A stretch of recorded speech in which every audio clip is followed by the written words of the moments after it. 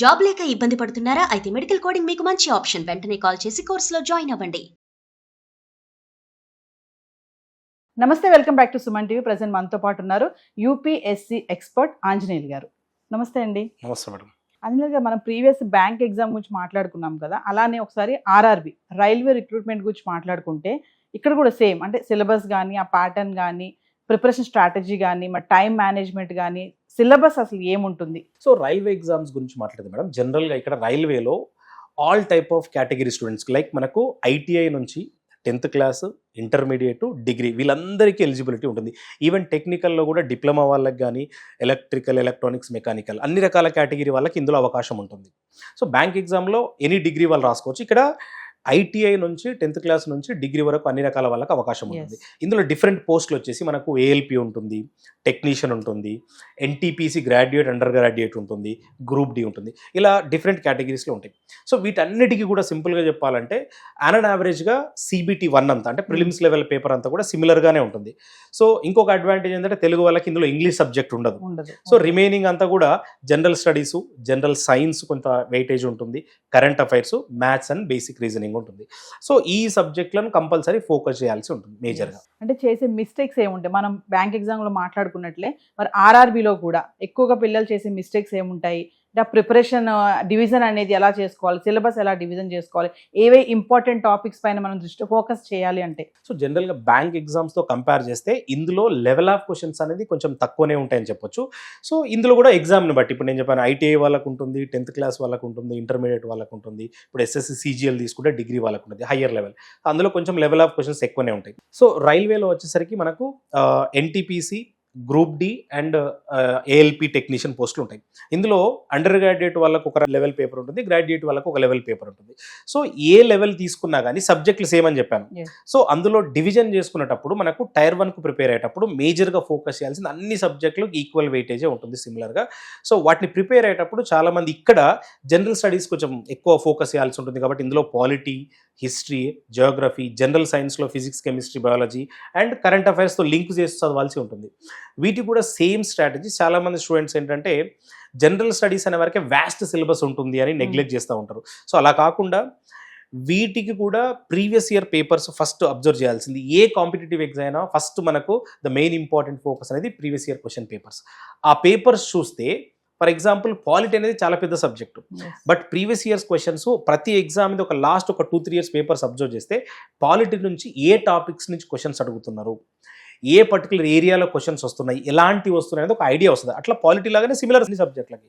So వాటిని base చేసుకొని వాళ్ళు అనాలిసిస్ చేసుకుంటే ఎంతవరకు వెళ్ళొచ్చు, ఏ లెవెల్ వరకు వెళ్ళొచ్చు అనేది ఒక ఐడియా వస్తుంది. ఎందుకంటే ఇందులోనే ఇవే సబ్జెక్ట్స్ మనకు గ్రూప్ 1కి ఇంపార్టెంట్, యూపీఎస్సీ లెవెల్లో కూడా ఇంపార్టెంట్. అక్కడ వచ్చే క్వశ్చన్స్ వేరే ఉంటాయి, ఇక్కడ వచ్చే క్వశ్చన్స్ డైరెక్ట్ స్టేట్మెంట్ టైప్ కాకుండా సింపుల్ డైరెక్ట్ క్వశ్చన్స్ రావడానికి అవకాశం ఉంటుంది. So compulsory previous year questions focus చేస్తే చేయొచ్చు. కమింగ్ టు టైం మేనేజ్మెంట్ చూసుకుంటే ఇంకా నెగిటివ్ మార్కింగ్ కూడా ఆర్ఆర్బిలో ఏమన్నా ఉంటుందా? సో నెగిటివ్ మార్కింగ్ అనేది అన్ని ఎగ్జామ్కి కామన్. సో జనరల్గా ఎగ్జామ్ని బట్టి ఇప్పుడు ఇక్కడ ఫర్ ఎగ్జాంపుల్ బ్యాంక్ ఎగ్జామ్లో చూస్తే మనం 1/4 అని చెప్పాము. SSCలో చూస్తే మనకు అక్కడ ఈచ్ క్వశ్చన్కి 2 మార్క్స్ ఉంటాయి కాబట్టి అక్కడ డబల్ నెగిటివ్ మార్క్స్ ఉంటాయి. సో ఇక్కడ 1 మార్క్ కట్ అయితే అక్కడ 2 మార్క్స్ కట్ అవడానికి అవకాశం ఉంటుంది. ఇందులో కూడా 1/4 నెగిటివ్ మార్క్ ఉంటుంది. సో ప్రతిదానికి అక్కడ ప్రతి క్వశ్చన్కి ఉన్న మార్క్స్ని బట్టి జనరల్గా సో 1/4 కానీ 1/3 కానీ నెగిటివ్ మార్క్స్ ఉంటాయి. ఈ నెగిటివ్ మార్క్స్ విషయానికి వస్తే అన్ని ఎగ్జామ్కి కామన్. కాబట్టి ఈ ఎగ్జామ్ రాసేటప్పుడు కూడా accuracy obviously important. Time management విషయానికి వస్తే ఇక్కడ కంపారిటివ్లీ బ్యాంక్ ఎగ్జామ్స్తో కంపేర్ చేస్తే ఇక్కడ కొంచెం టైం సరిపోతుంది. ఎందుకంటే చాలా సింపుల్ క్వశ్చన్స్ ఉంటాయి, ఈజీగా చేయగలిగేటివి ఉంటాయి. కాబట్టి డెఫినెట్గా తక్కువ టైంలో చేయడానికి అవకాశం ఉంటుంది. కాబట్టి ప్రతి ఒక్కరు చేయగలుగుతారు. టైంది ఇక్కడ ప్రాబ్లం ఉండదు. వ్యాస్ట్ సిలబస్ ఉంటుంది, దాన్ని కవర్ చేయడంలో ప్రాపర్ స్ట్రాటజీ ఉండాలి. Without strategy we can not do anything in the competitive exams. Coming to ఇప్పుడు కాంపిటేటివ్ ఎగ్జామ్ పరంగా చూసుకుంటే అండి, కొన్ని టాపిక్స్ జనరల్గా ఉంటాయి. అన్ని బ్యాంక్ కానీ ఆర్ఆర్బి కానీ దేనికైనా ఈ మెంటల్ ఎబిలిటీ అని, రీజనింగ్ అని, యాటిట్యూడ్ ఉంటాయి కదా. కొంతమంది అనుకుంటారు నేను చాలా ఇంటెలిజెంట్ని, నేను అవన్నీ ఈజీగా క్రాక్ చేసేస్తాను, టకటగా రాసేస్తాను అనేసి అనుకుంటారు. కానీ ఆ టైం వచ్చేటప్పటికి వాళ్ళకి చాలా కన్ఫ్యూజన్ అయిపోయి టెన్షన్ పడిపోతా ఉంటారు, రాదు వాళ్ళకి. మరి ఇంటెలిజెన్స్ అయితే అవన్నీ క్రాక్ చేసేయగలుగుతారంటారా? లేదండి, ఇక్కడ ఇంటెలిజెన్స్ తో సంబంధం లేదు. కొన్ని క్వశ్చన్స్ ఇప్పుడు జనరల్ గా for example without any preparation నేను ఏం నాలెడ్జ్ లేకున్నా కూడా కొన్ని క్వశ్చన్స్ చూస్తే ఒక అందాద వరకు చేయొచ్చు.